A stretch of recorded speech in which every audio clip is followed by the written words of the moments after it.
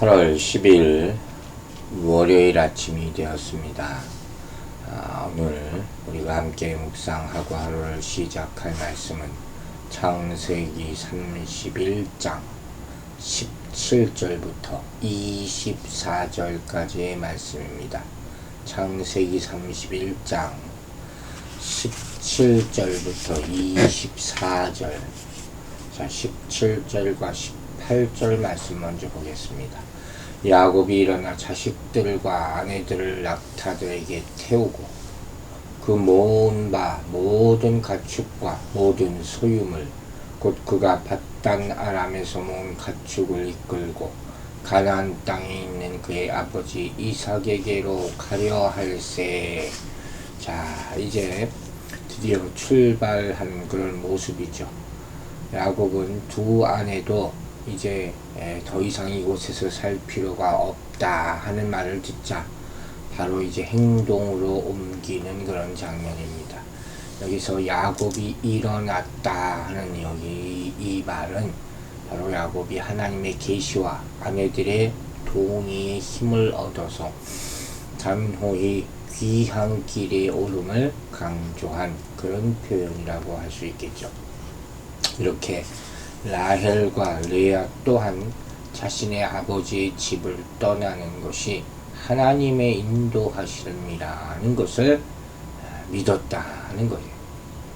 그들의 신앙이 어느 정도인지 모르겠지만 아마도 아버지 라반의 집에서 평생 살았는데 자신들이 가진 것이 아무것도 없다 하는 것을 알고 야곱이 하나님이 축복을 받아서 이 정도 가정을 꾸리고 또 부를 누리는 것을 보면서 재물이 하나님이 주신 것이다 하는 것을 믿었던 것으로 보입니다.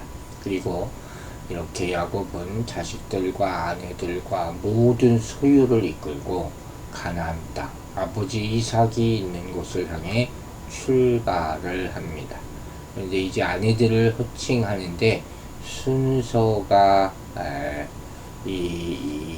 조금 나중에 가보면은 라헬의 이름이 먼저 나온 것을 발견할 수가 있습니다.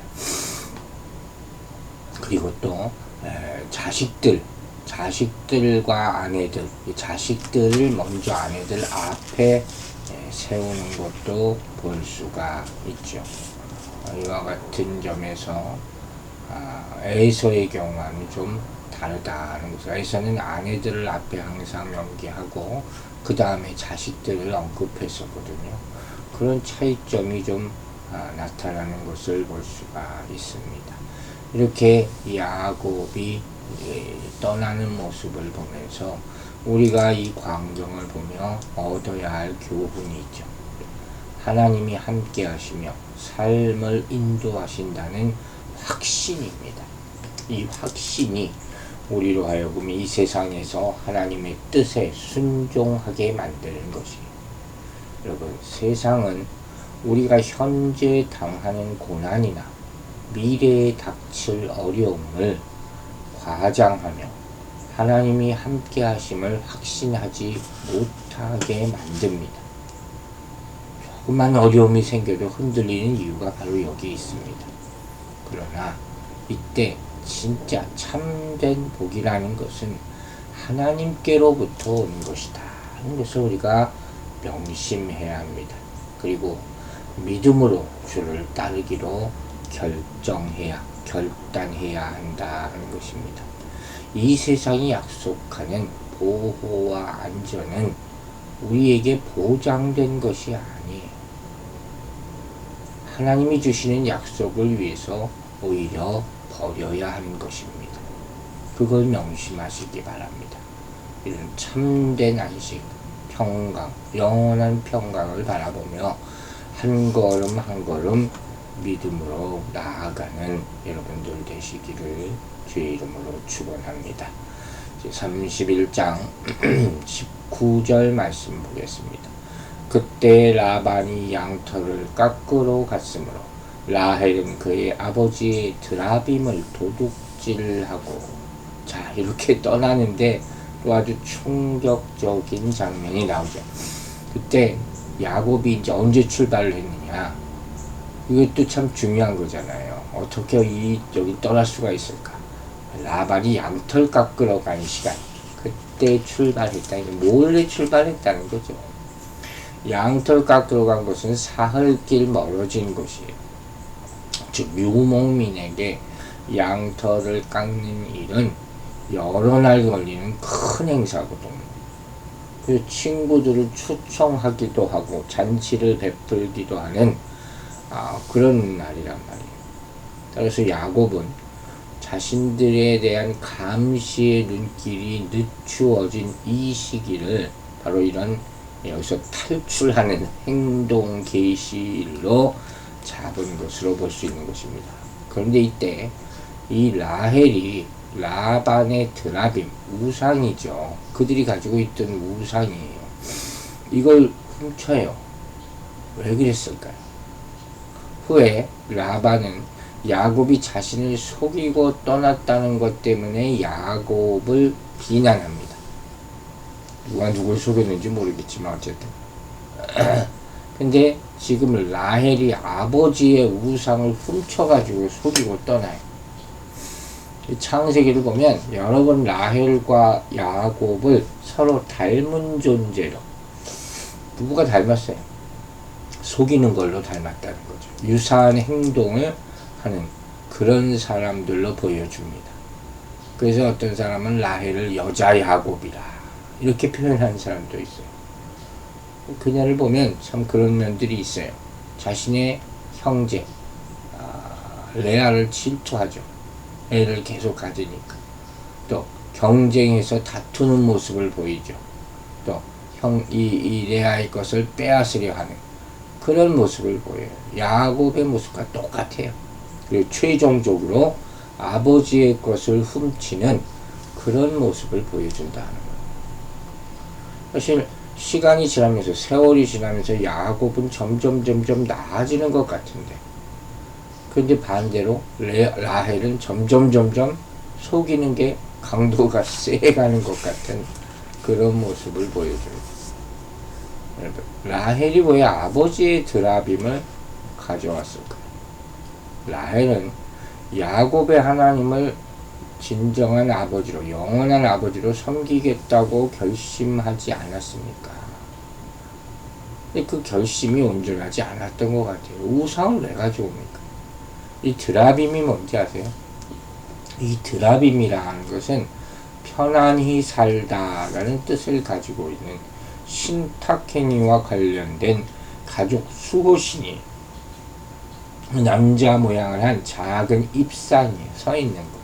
그런 우상이에요. 이걸 나중에 보면 라헬이 말 한 장 아래 감추거든요. 크기가 아주 작은 그런 우상이에요. 들고 다닐 수도 있다는 거죠. 문서에 따르면 이 드라빔은 종종 재산이나 또 집안에서의 지위를 상징하는 물건으로 간주되었다 하는 그런 기록들이 있어요. 따라서 라헬이 자기 집안의 드라빔을 가지고 가나안으로 떠났다는 것은 첫째, 야곱이 더 이상 라반의 종이 아니다. 그래서 라반의 재산 중 일부를 정당하게 차지할 권리가 있다는 것을 입증하는 거예요. 두 번째, 라반이 죽은 후 남편 야곱에게 상속권이 있음을 보증하기 위해서 그 드라빔을 가지고 왔을 것이다 하고 생각할 수도 있죠. 세 번째, 후대 사회에서의 지도권 획득을 위한 보석으로 나에게 드라빔이 있다. 그러니까 이건 내가 주인이라는 것 아니냐 이렇게 보이고 싶었다는 것이죠. 그리고 결정적으로 네 번째, 이 위험한 여행에서 안전을 기원하기 위한, 즉 드라빔이 자기를 지켜줄 것이다 하는 그런 생각 때문이었다 하는 거예요. 어쨌든 야곱은 가나안으로 들어가기 전에 이 드라빔을 처분을 합니다. 우상이잖아요. 성경은 우상에 대해서 수도 없이 얘기합니다. 우상을 버리라. 만들지 말고 또 섬기지 말고 기억하시죠? 출애굽기 20장 4절부터 6절까지 다시 인용해서 우상에 대해서 하나님께서 어떻게 얘기하는가 말합니다. 너를 위하여 새긴 우상을 만들지 말고 또 위로 하늘에 있는 것이나 아래로 땅에 있는 것이나 땅 아래 물속에 있는 것에 어떤 형상도 만들지 말며 그것들에게 절하지 말며 그것들을 섬기지 말지라 이렇게 얘기하고 있습니다. 자, 이제 31장 20절부터 22절 말씀 읽겠습니다. 야곱은 그 겉주위를 아람 사람 라반에게 말하지 아니하고 가만히 떠났더라. 그가 그의 모든 소유를 이끌고 강을 건너 길르앗산을 향하여 도망한 지 3일 만에 야곱이 도망한 것이 라반에게 들린지라. 20절에서 굳이 아람 사람 라반 이렇게 표현했어요. 라반이 어느 국적을 가진 사람이 이렇게 언급한 거예요. 아마도 그 이유는 당시 아람인들이 즉 시리아인이 오늘날 따지면 아주 매우 교활한 민족으로 그렇게 알려졌기 때문이라고들 추측을 합니다. 근데 이제는 바로 그 교활한 자가 그보다 더 영악한 자에게 농락당하는 그런 아이러니한 모습을 보여주고 있다 하는 것이죠. 21절에 강을 건넜다. 강을 건너 길르앗산을 향하여 도망쳤다. 아마도 이 강은 성경에서 자주 언급되는 그 유프라테스 강으로 생각을 합니다. 그리고 22절에서 3일 만에 알았다. 양털을 깎기 위해서 그만큼 떨어져 있었잖아요. 야곱과 라반 사이. 라반이 그렇게 정한 것이 오히려 야곱이 쉽게 도망갈 수 있는 시간을 벌 수 있는 빌미를 만들어 준 것이에요. 자기 꾀에 다 자기가 넘어가는 거예요. 23절입니다. 라반이 그의 형제를 거느리고 7일 길을 쫓아가 길르앗산에서 그에게 이르렀더니 야곱이 도망한 사실을 알게 된 라반은 형제들을 모아서 소위 말하는 추격대를 만드는 거예요. 지금. 그래서 야곱을 쫓아가서 7일 만에 길르앗산에서 만납니다. 이 길르앗산은 야곱이 하란에서 떠나는 유프라테스 강을 건너야 된다. 그래서 남쪽 길을 따라서 요단으로 가는 그 길을 가는 거예요. 그러니까 이건 바단 아람에서 오늘날로 따지면 약 500km 정도, 482km 정도라고 표현해 놨으니까 그 정도 떨어진 거죠. 그러니까 하루에 약 70km 정도의 속도로 7일간 추적했대요. 엄청나게 빠르게 간 거죠. 이런 모습은 라반의 마음에 지금 얼마나 분노가 불타오르고 있는 거예요. 당장 잡아서 죽여야 되고. 그게 쫓아온 거예요. 지금 이 상황은요, 야곱이 20년 동안 천신만고 고생 끝에 얻은 재산뿐만 아니라 생명까지도 잃어버릴 위험에 봉착하게 된 그런 상황인 것이죠. 그들은 그 야곱은 다 일행이 많잖아요. 여인도 있고 가축도 있고 어린아이들도 있고 그러니까 그렇게 빨리 도망치지 못했던 것으로 보입니다. 자, 24절 보겠습니다. 밤에 하나님이 아람 사람 라반에게 현몽하여 이르시되 너는 삼가 야곱에게 선악간에 말하지 말라 하셨더라. 자, 밤에 하나님이 아람 사람 라반에게 나타나셨습니다. 이 절대절명의 순간에 야곱으로서는 그렇죠. 이 표현은 문자적으로는 하나님이 그 밤에 꿈에 아람 사람 라반에게 오셨다. 이런 표현은 20장 3절에서 나오는 그 밤에 하나님이 아비멜렉에게 현몽하시고 마치 이런 모습과 아주 똑같은 표현이죠.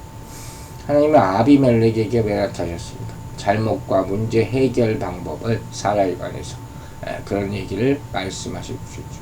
지금 라반에게는 뭡니까? 야곱에게 선악간에 말하지 말라, 건들지 말라는 거예요. 네. 이 모두 하나님이 선택하신 자들의 안전과 그들을 통해 이 땅에 태어나게 될 약속의 자손을 지키기 위해서 하나님이 특별히 간섭하신 그런 사건이라. 이런 음성을 들어야 될 것이죠.